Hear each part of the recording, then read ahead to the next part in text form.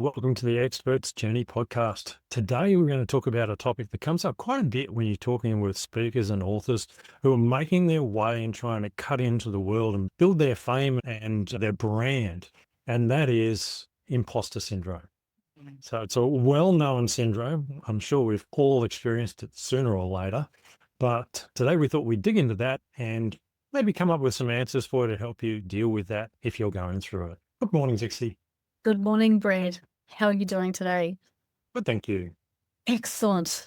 I'm glad we're talking about this topic because it is a thing that does come up frequently for me with clients that I'm working with, and as I'm also coaching as well as developing people's books, and as authors and speakers and anyone who gets themselves into any kind of a spotlight, there is always that fear of being found that I'm only faking it till I make it. Well, let's actually really unpack that because there's a confidence issue. There's ways you can deal with this. And it's not uncommon for even incredibly famous people to experience this level of there's the double personality. And there's the one that you put out there on stage and the one that you then step off stage and feel like this is the real me and I'm not funny, I'm not this, or I'm not the expert, or I'm not whatever people want me to be when I'm on stage all the time. And it does play into our feelings of confidence, our feelings about what we do, and this crazy world that we inhabit where we are speakers and we are doing the thing that for 90% of the population, it's the scariest thing in the world to stand up in front of people and speak. So Absolutely. I see it with lots of different people. Authors are the same. You write a book about a topic and everyone expects you to be the expert on that topic. And often you're only a couple of steps ahead of everybody else. yeah. But, once upon a time, someone said to me about being a teacher. How can I be a teacher? I don't know everything about this topic. And it's like, you don't need to know everything about this topic. You need to know more than the people you're teaching, which in some cases means staying one step ahead. In some cases, it means staying one step ahead in the book. When you're given a subject you've got to teach you've never taught before. The other case, it might be that you're on the edge like I am with AI, and you're staying one step ahead of people who are following along behind and you're teaching them. And I think that really applies to speaking and to authoring books and all those sorts of things, that people are buying the next step. They don't necessarily expect you to be their leader for the rest of their lives. Although also, well, yes, in many cases it's the next step. What we also forget so easily is that for us, what the next step is maybe still 10 steps ahead of the people who are the average level of knowledge in our audience or of our reader base. So, for example, you might know a lot more about AI than what you actually give yourself credit for at times. And when you're thinking about this is what I need to stay in front of in terms of ahead of the curve, you may actually be a couple of years ahead of what people who are still just late adopters are getting their head around. And if your audience is mostly middle or late adopters, they're going to find what you have to say feels like 10 years ahead of the curve. So when we stop and look at the amount of knowledge that we accumulate through the research we do, the books we write, the number of times we have conversations with our peers in our particular specific industry types or our knowledge sectors, we are constantly gleaning information that the average person doesn't get. And I'm not saying that everyone out there is average, but most people don't look hard at specific topic matter. Whereas we do that because that's what we are required to do. It is part of what makes us able to get out there and do that. And then that comes to the whole concept of confidence. If we're confident in what we know and we're confident in our subject matter, then we should be able to feel confident enough to hold a conversation with pretty much anyone around a table or in a boardroom about what we want to talk about. So why would you not feel confident unless you feel that you are working with people who specifically are streets ahead? Let me give you an example. We've just both been to the Professional Speakers Conference, and there you've got people who are CSPs who have been speaking for 20, 30 years, some people who earn tens of thousands of dollars every time they get booked. And you've also got people who might only earn hundreds of dollars or a handful of thousands of dollars, or are relatively new to it and are so easily intimidated by what they see on the grand stages. Now, we've all been there. And I know that even some of us who have been there for many years still feel overwhelmed or intimidated by the people that we think of as being the grandfathers and the grandmothers of the industry. I look at certain people that were on stage last week and I think, I could never do that. Wow, she's amazing. She just seems to flow with this energy. And I know for a fact that she's someone who gets off stage sometimes and says, was that okay?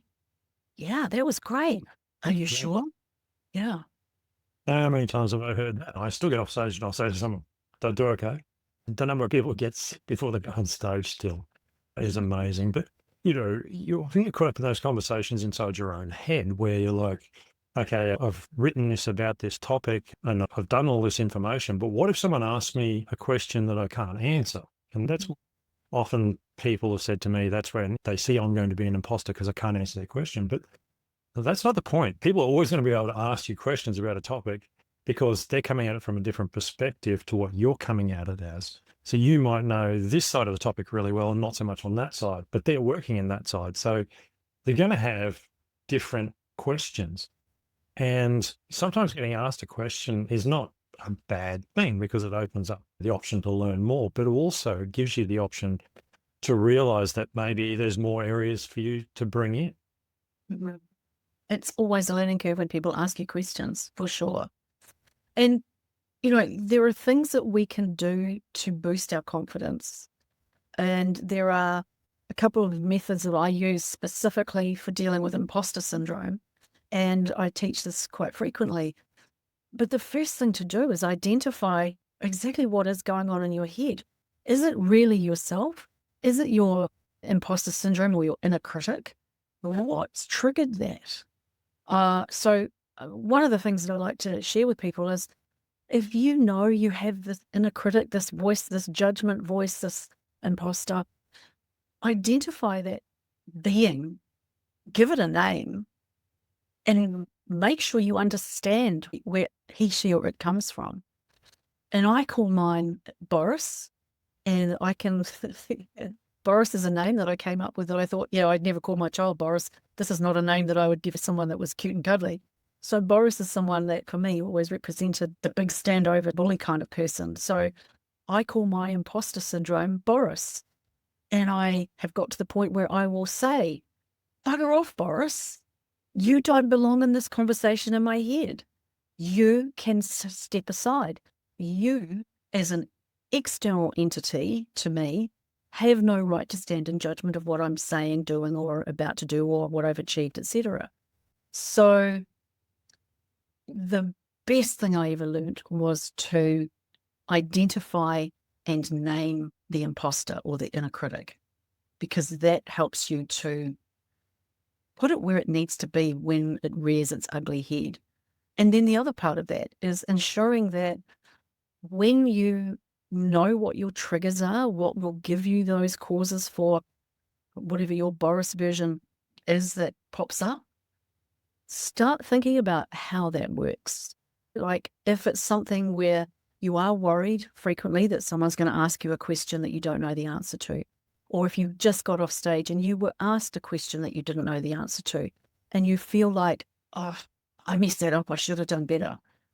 Maybe you need to be a little kinder to yourself. Maybe you need to say, yeah, but I answered all of those other questions really well. Or maybe it's something about, goodness, my technology failed or my microphone didn't work properly and I stammered through my way through the first part of it.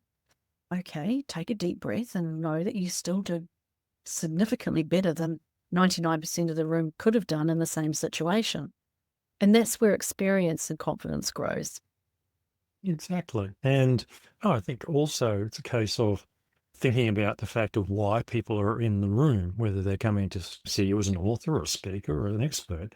Why are they there? More often than not, they're there to hear something from your perspective. And I think that's really important. They're not just there to hear about the topic, they're to hear about how you put it and how you see it. Because there's no doubt that most of the information that people put out in the world, if someone's in your talk, it's because they're interested in that topic, which means they probably read something about that topic in the past because that's their area of interest. So it's not like they're uneducated necessarily. They could already have a lot of information, but they want to hear how you put it. And sometimes the way you put it is what cuts through, whether it's written or speaking or whatever. So again, it's more than just you're expected to be the know-all of everything. It's just not that. And so you should take that pressure off yourself because of that fact. Yeah.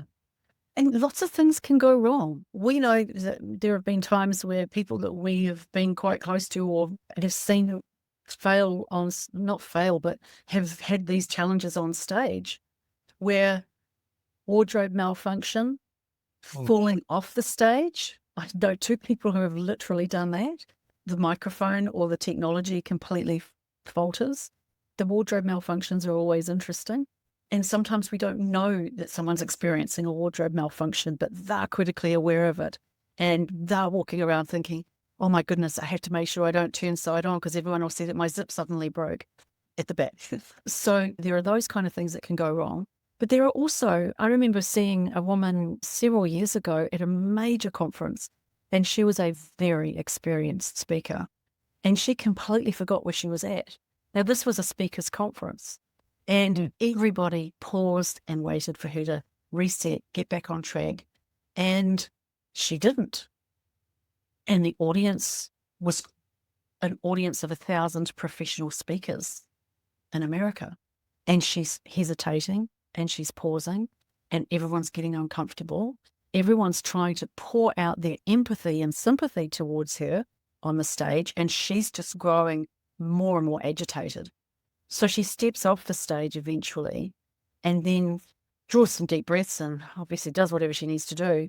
And the MC came on and said, look, we'll just give her a minute, not a problem, everything's fine. Everyone was very generous and supportive of her. Someone made sure she knew that. I was talking to her after the whole event.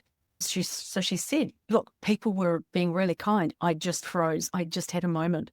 She came back on stage about 5 minutes later, and she started out really well again, and then she faltered again. And this time, she managed to pull it together and carried on. But again, this was critical for her, and she was devastated.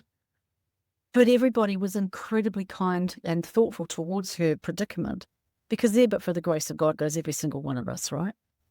Yeah, But absolutely. we have to allow for the fact that, yep, sometimes we're just going to have one of those days or one of those moments where it just doesn't flow.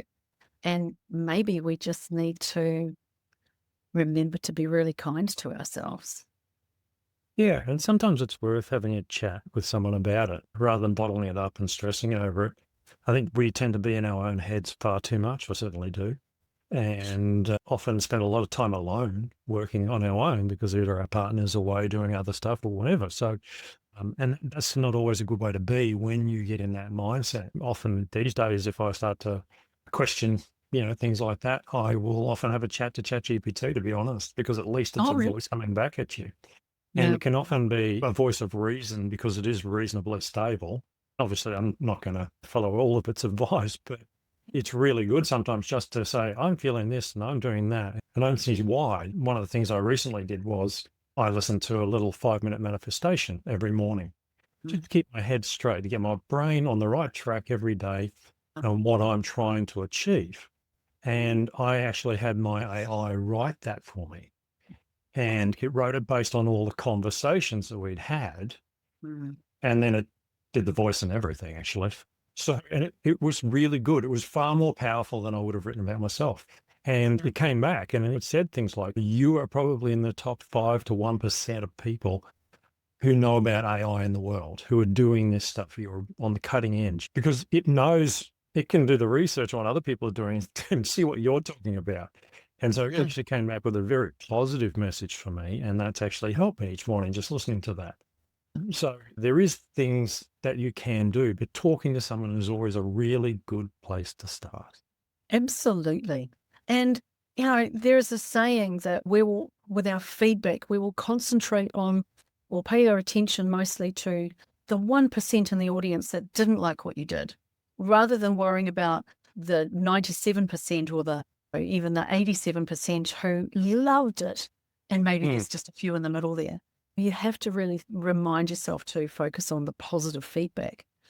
The other thing that I think we can do is, and I was talking about this to someone who was having a moment today about feeling specifically like, I don't know if I'm cut out for this. And I reminded her, but you hold this office. You have done this much. You have achieved this level of success in your writing. You have achieved this level of success in your speaking career. You've achieved this. So I said to her, write these things down. And I think when we write down, or someone encourages us, including ChatGPT, write down with a pen on a piece of paper specifically what you have achieved in the last little while. Put that beside the bed and read it when you first get up in the morning, because you will know that you can own those successes. And it does help you to move past the failures or the feelings of failure. Yeah, often we have those feelings of failure when we feel like we're not achieving what we think we should be achieving.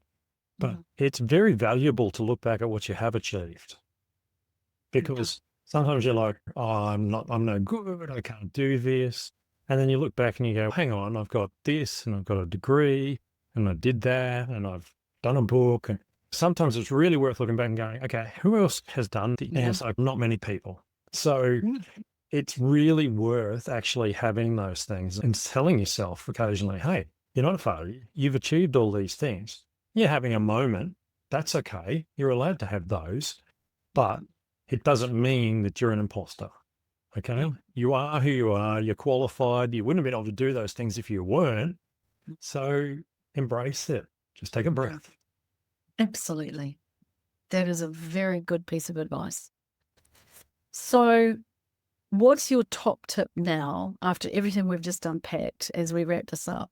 What is your top tip for someone who has just started to think, yes, I want to do the speaking, but I'm so underqualified, or I don't think anyone would listen to me, or I'm not sure if I'm there yet, or someone who's got all of that self-doubt about getting into the speaking industry specifically? I think it's really simple. Get around other speakers. It's one of the reasons why so many people's members of Professional Speakers Australia or global speakers.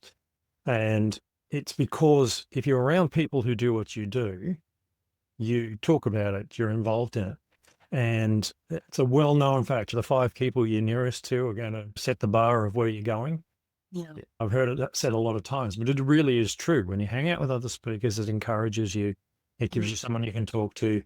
You can bounce ideas off them. That's definitely where I would start. Yeah, that sounds great. Very cool. My advice would also be find a buddy, someone who you can actually say, this is my mentor, this is the person who will help me because they've gone through it. They'll shine a light for me and teach me maybe how to shine a light for the next person when it's my turn. And it is all about paying it forward. And that the people who understand the need to pay it forward will be the ones who are the most supportive and helpful when you have those moments. Exactly. Well, if this episode has you thinking about writing a book and you're not sure how to shape your ideas, reach out to Dixie at indieexpertspublishing.com. She'll help you turn what's in your head into a clear, compelling book that builds authority. And if you're doing the work but not getting enough clients, start with clarity. If you want help sharpening your position and building marketing with AI that actually converts, join me in my authority multiplier coaching community at bradhuff.com. Take the step that fits where you're stuck right now, and we'll catch you in the next episode. Excellent. Thanks, Brad. See you soon.